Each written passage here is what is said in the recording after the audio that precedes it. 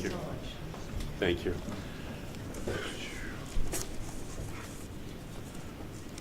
So we thank everyone for coming here today, and my special thanks to our speakers today, Medford Mayor Stephanie Buccini-Burke, to Jeff Beckwith, Executive Director and CEO of the Massachusetts Municipal Association, to Melinda Garfield, President of Mass Access and Executive Director of the Westwood Media Center. This morning, I had the pleasure of speaking with an incredible group of leaders about the importance of public, educational, and governmental television, also known as PEG, or Cable Access Television. Yeah. From Falmouth to Framingham, Pittsfield to Provincetown, Boston is here, Worcester is here, Springfield is here, all the way down to the smallest communities in Massachusetts. Everyone came to talk about this threat to local cable access programming. Everyone here wants to make sure that everyone in their community have their voices heard. And this was an opportunity for their voices to be heard because of what is going on at the Federal Communications Commission. In this era of media globalization and consolidation, PEG stations give viewers critical information about their communities and offer an important platform for local residents. Massachusetts residents watch PEG channels to monitor local city council meetings, receive the latest news from nearby college campuses, hear about critical emergency alerts. With 220 PEG organizations in Massachusetts alone, producing anywhere from 20 to 100 hours per week of programming, PEG channels connect us to our communities, and they enrich our lives every single day of the year. Last November, when I hosted a congressional hearing in Merrimack Valley, following the explosions that affected homes and businesses in Lawrence, in Andover, and North Andover, it was the local cable access channels that stayed and then rebroadcast the hearings and all of the follow-up that was going on in those three communities, because they are local.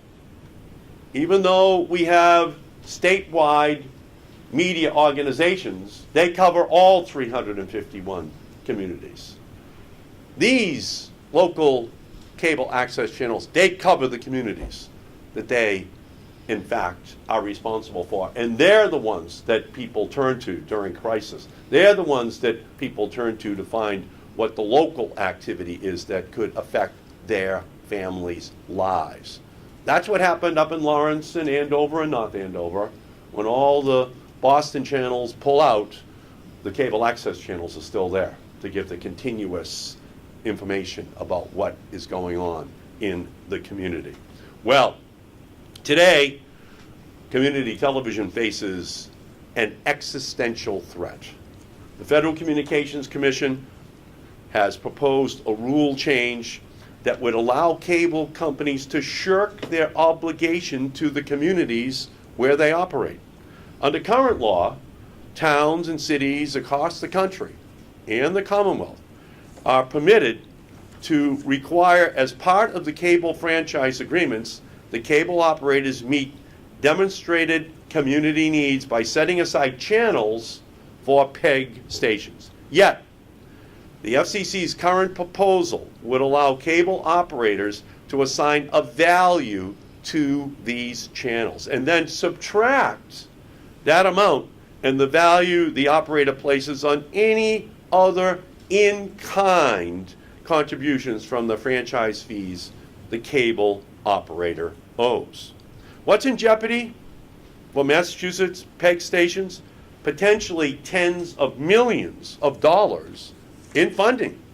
that otherwise would be used in the community.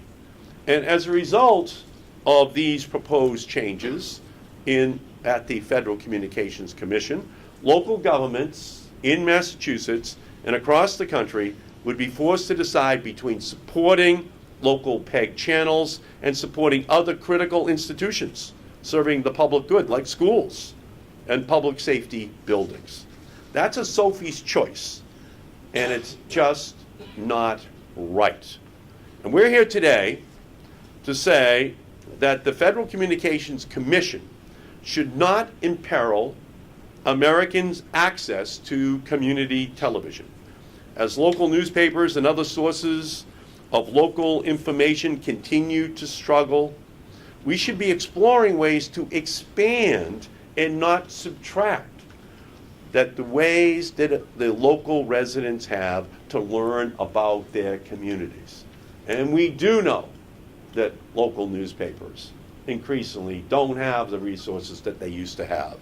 But we can't allow for the local cable access channels to lose the revenues they need in order to ensure that that flow of information continues into the homes of everyone in every community in our state. This access is worth fighting for. It's worth protecting. And that's why I have led a letter to the Federal Communications Commission with 10 of my senatorial colleagues.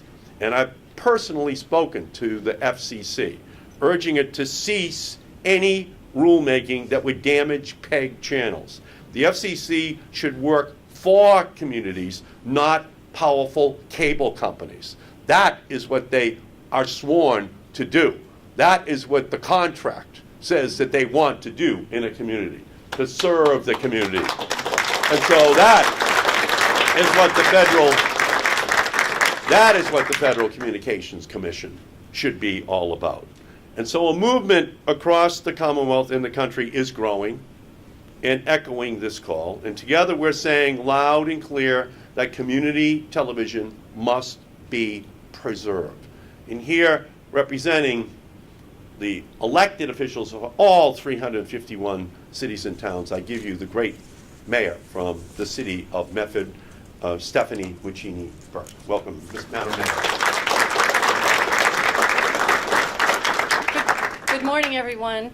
I want to thank Senator Markey for convening this amazing group of people this morning so that we could really hear from the people that know what's really going on in our cable access channels. You guys are amazing, and you had some wonderful comments that I'll share a little later. The FCC's proposed rulemaking seeks to cap the current franchise fee at 5%. However, it looks to offset the payment by in-kind items such as market value that they determine, such as PEG channel capacity. This offset could be detrimental to local cable services that include government, education, and public access. Funding is needed to staff the operations of these centers that provide education to the public on how to use the equipment, how to stream live to social media, as well as developing community programming. Just last week in the city of Medford, we held a 2-hour hearing on our Medford Square revitalization. Who was there from gavel to gavel? It was our public access channel that recorded the entire event. And then the people that are unable to come, whether they're working 2 or 3 jobs or can't leave their home, they're able to see what's going on in their community and how then they can lobby for certain things that are going on. But I want to share a couple of the comments that I heard a little earlier in the last 2 hours. This is the last bastion of net neutrality. They speak for the voiceless, the Cape Verdeans, the Haitians, all the minority segments of our community. These stations are promoting, bringing safety nets to these communities, and allowing their voices to be heard so they could better connect with our cities and towns. Youth programming, after-school summer programs. We at Medford High School also have day classes in our center, so our kids are wanting to become part of the creative community of our state. Community news. Better educate the community. When all is said and done, our cable channels, a big job that they do is really educating our members, not trying to sway them one way or another. It's to educate them so that they will make sound choices, whether it comes to elections or referendums or CPA going on a ballot. It's to bring information to the public, to your home, so you can watch it at your convenience. And a couple of other things, freedom of speech. Where else do you get the freedom of speech but on these cable channels? We see it firsthand in our city, and I know across the state we experience it, where it's really you're able to say what's on your mind, and nobody says you can't. So these really are the last bastions of freedom of speech. So I urge everyone to fight alongside all our cable access providers. Our great senator here, Jeff, will speak in a minute from MMA, but continue to write your congresspeople to let them know that this is so important. We cannot lose this critical funding. Thank you. Thank you. Now we're going to hear from Jeff Beckwith from the Mass Municipal Association. Thank you, Jeff. Thank you, Senator. This is an example of why community programming is so critically important. Part of the vision that Senator Markey, then Congressman Markey, had when decades ago he was making sure that the cable industry that was just being formed and organized in a way that was responsive to the communities of this nation and of Massachusetts, of course. And also that the cable companies, in receiving this opportunity to lay wires on public ways, to use the public property to build an infrastructure that would make them billions of dollars, that the cable companies themselves had an obligation to make sure that this new industry presented citizens, residents, everyone with the broadest array, the most diverse array of information sources and services. These pillars of being accountable to communities and providing citizens and residents and groups with access to share information. Those are the pillars of the Cable Act as it was originally crafted, and the foundation upon which those pillars have stood has been the cable access programming, the PEG programming, because that's provided transparency, access, voices for people. And what's the issue today? The cable companies that are making billions of dollars are concerned about supporting with millions of dollars that they already recover from the subscribers in the cable bill, the kind of programming that allows cable companies to provide value and service to the community. We're talking about values of democracy because cable company and cable access support open meetings.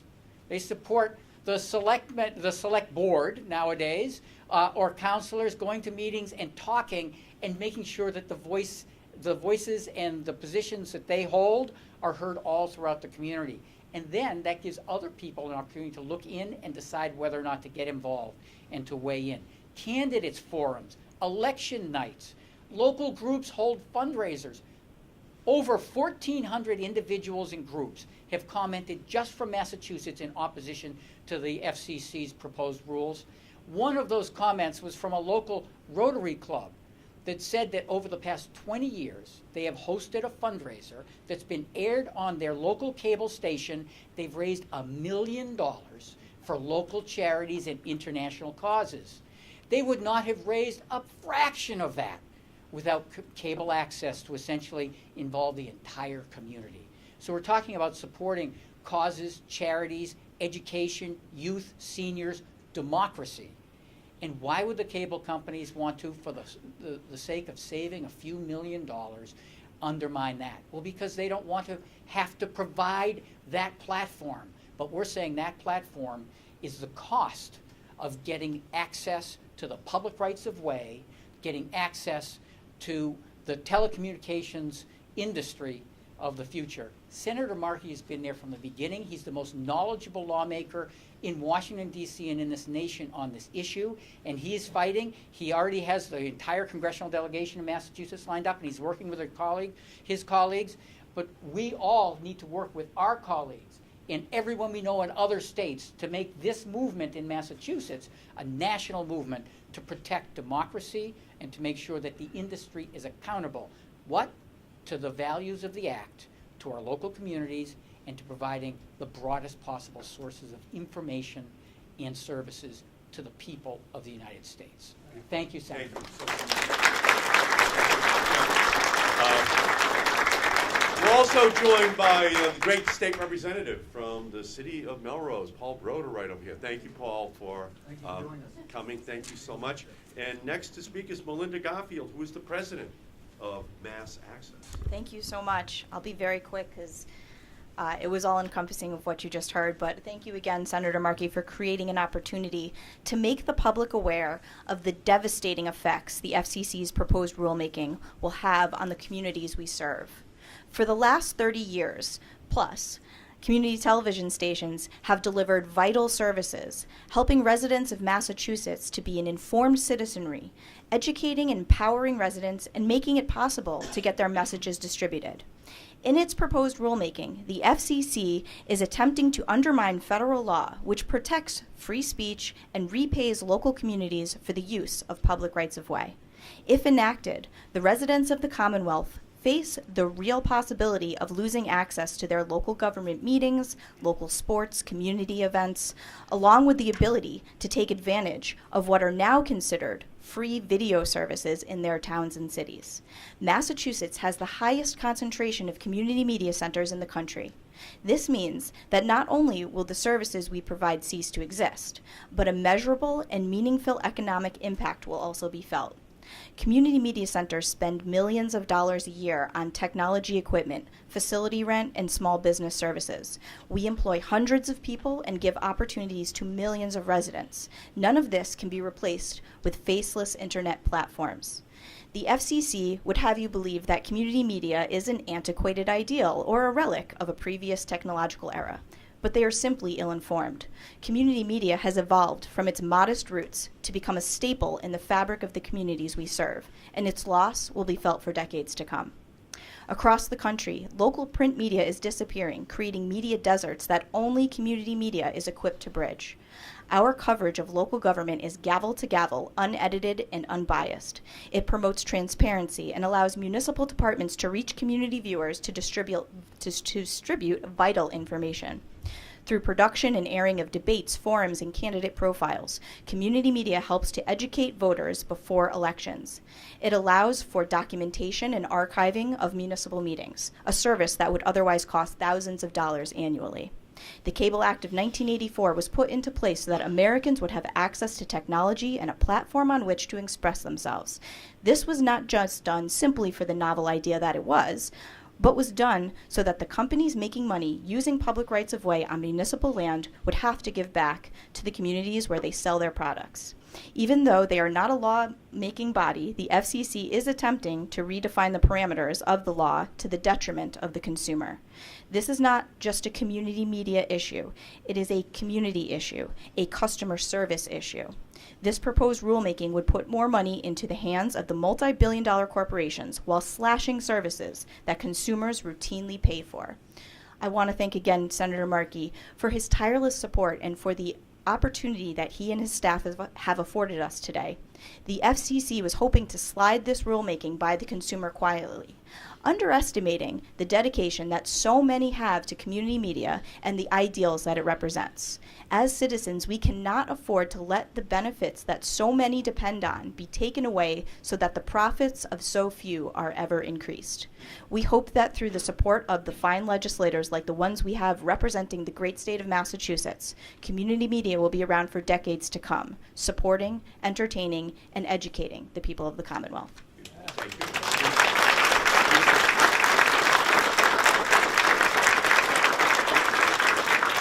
So, we're proud here in Massachusetts that the shot heard round the world was fired here.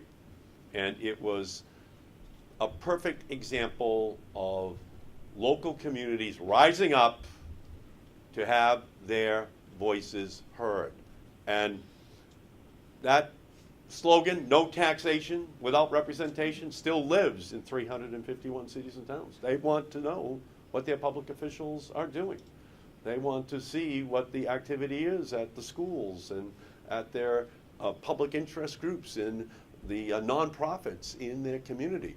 They want to make sure that the new arrivals in their community, whether they be Angolan or Haitian or Cape Verdean, you name it, that they have their voices heard as well. That's what is still alive and well. So we're the revolutionary state And this is where the revolution begins against the Federal Communications Commission. This is where the fight begins, and we're going to spread this across the whole country, because at jeopardy is nothing less than democracy, nothing less than the voices of ordinary citizens in every single city and town in Massachusetts and the whole country, and we are in now for the fight. So we thank all of you for coming here today, and if there are any questions, I will be glad to answer them. Yeah, Senator, what's the next step in that fight? Where do you go from here? Our goal now is to have what's happening here today replicated across the entire country, to move from state to state, to have voices heard from Democrat and Republican, red and blue cities and towns, because this issue is not a partisan issue. This goes to the heart of what the cable systems are supposed to represent, which is localism, to give each and every community their own stations, their own ability to have their voices heard. And that's not Democrat or Republican. That's a fundamental compact that the cable companies constructed with our country, and they're seeking to walk away from it by reducing the revenues and making each of these communities have very difficult decisions as to whether or not they can continue to provide that service. So, we are beginning it here, but the Federal Communications Commission has yet to put it on the docket for a decision. We know that they're considering it, and we're just beginning this crusade to make sure that they get the pushback, which is going to be necessary. Can you talk about the funding aspect a little bit? How much of cable access television is actually federally funded? You know, how much of your budget is federally funded? Well, it's not Fed. Is Springfield here? Who is the Springfield access channel here? Right back here. Hanging out here. So what Excuse does me? that mean to your budget? Well, Your John budget? Abbott. Yeah. John Abbott. Yeah, come on up here. You should talk about, if you, it's a Springfield station, which is asking the question, and we have Springfield here. So, Somebody else. yeah, so please, why don't we just answer the Springfield specific, because that would be an illustration for every community. So Okay, please. you asked about the federal funding. There is none. Okay. Senator Markey was one of the leaders when he was in the House in creating the Cable Act of 1984, and so his knowledge of it as it was intended originally is very, very deep, and his commitment to the cause is still very, very deep. But we've seen, and he's seen as well, since 1984, the amount of support that the cable companies have given has been dwindling steadily, more and more steadily. So the funding right now that we receive in Springfield is about 2% of the basic cable charge that Comcast receives, and that doesn't include HBO or any of the premium channels. So it's every city and town, I think, is a little different. We've learned that today. Okay. So in terms of, what does this mean to your budget? Will you not be able to go to as many events? How will this work? How will this play out? We cover town, school committee, city council, gavel to gavel. I'm sorry, I wasn't ready to speak this morning. A little dry. So gavel to gavel coverage of those things. School events, high school sports. We've run several debates over the last 2 years that have been throughout Hampden County. We stream those, which is really where a lot of our viewers are getting their information. What will we have to cut out? I'm not sure. We don't receive the full 5%, so there's not all that much they could be cutting out. We run the network that we run the fiber network that the city uses for its internal communications, and we also run the same, all the wires go through tubes underground usually. We maintain those. So we're doing a lot for the cable industry now. I'm sorry. I'm just in answer to your rambling. question, this is not federal money. This is a percent of the cable fees which every person in every community pays each month. And the cable companies make. So in Medford, it's $20 million. And out of that $20 million, they have to give back 5% of those revenues, so that the city of Medford or any one of the other 351 cities and towns can use in their own discretion, in their own city, in their own town. So it's not federal money, it's actual money that every person pays in their cable bill every single month. And that's what the fight is over, because the cable companies want to cut back in terms of what they provide to individual communities all across the Commonwealth and all across the country. So it's not about federal money, it's about their own money. Just so I'm clear, it's different across the board, different in different. Every community has their own discretion to use the funding in the best interest of their community. But without question, it's going to put into jeopardy the ability of these local cable access channels to provide the same level of service they have always provided. And in some instances, it might actually lead to a question of whether or not they can exist. Senator, Yes? a few months ago, Who were you with, sir? Salisbury Community TV, Salisbury, Mass. A few months ago, the, Okay, yeah. Okay. Are you broadcasting right now? I'm sorry. no, Oh, no, we're just going here for, I know, I just want to have a question, which is, a couple of months ago, the congressional delegation from Massachusetts was not fully supporting the resistance here, and I wonder if you could tell us what the status is right now, as far as you know. yeah, the Massachusetts delegation is on board. We're fighting. We know how central this is, and we were one of the first states to actually embrace the cable revolution as well, back in the 60s, 70s, and 80s. So it's deeply embedded into the fabric of the communities that are represented here, but all across the Commonwealth. Thank you. Question? Yes, sir. Who are you with? I'm sorry. The Sun Chronicle in Attleboro, Mass. Okay, beautiful. To the best of my knowledge, if this passes, the cable companies would determine a value for each of the pay access channels. There are hundreds of cable channels on a typical cable programming lineup.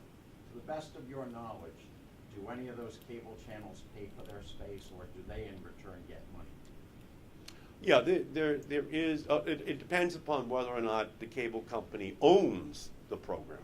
And then they pay themselves. Then they pay themselves, and that's the vertical integration which has taken over in the industry. Back in the 80s, the cable companies didn't own the programming, but increasingly they do own the programming, and so how the compensation is then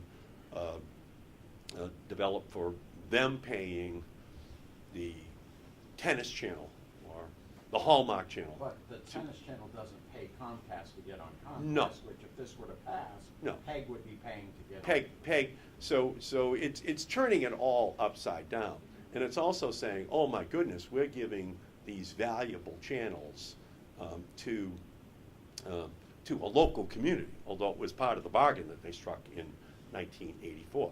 But when you scroll through all of the channels that are there, and some of them have, as we know, questionable content, very questionable content, they consider all those channels to be invaluable. And we know that in many instances, we would not want children to even have an idea that those channels are on the system, but they're there. So for them, they can't remove one or two of those channels, but somehow or other they can remove something that goes right to the fabric of communities. And that's what we are going to need to do, is just to explain how wealthy the cable industry has become, how many additional channels they have, and how all they're looking for is, in many ways, just more space so they can put on more channels, but ultimately at the expense of this indispensable local cable access capacity, which they all have. So thank you, sir. Yes, ma'am. KBD News, what can we do in our communities to make sure that our municipal leaders and officials understand the importance, and so that we can continue this fight? Because it's not just going to happen in Washington, D.C., it's going to happen in all of our communities. So what should we be doing? What should we as access professionals be communicating to our constituents? What's the action I would steps? recommend that you develop the highest quality documentary in terms of what the impact is going to be on Massachusetts. Have every one of the channels run it. Pool your resources in order to make sure that that high quality programming is produced.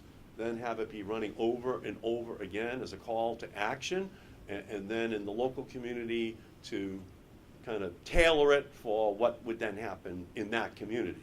but using that higher quality entry level piece of a documentary film which you can put together.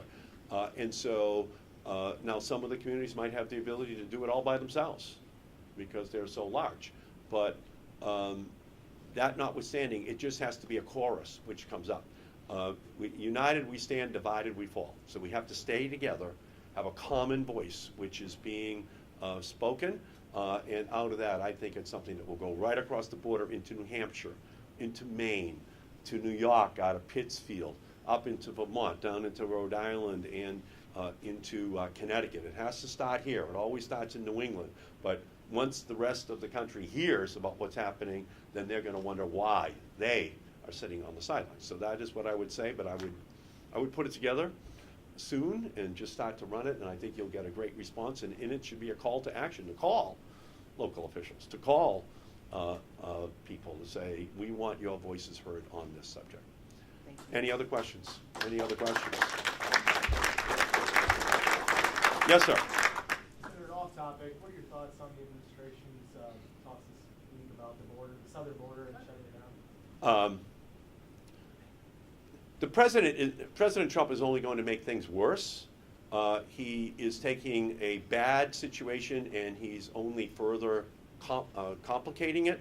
The president wants to cut off all aid for Honduras and Guatemala and El Salvador. Well, that money is being used to deal with MS-13. It's being used to deal with these gangs. It's being used within those countries as a way to help the situation. Their problems of poverty, hunger, injustice. If we pull out the resources that we give to them, it's only going to worsen those conditions and only put more pressure on our border. So I just completely disagree with the president. I think he just uses the wall as a political toy without actually talking about working together with Democrats to put together solutions that would work.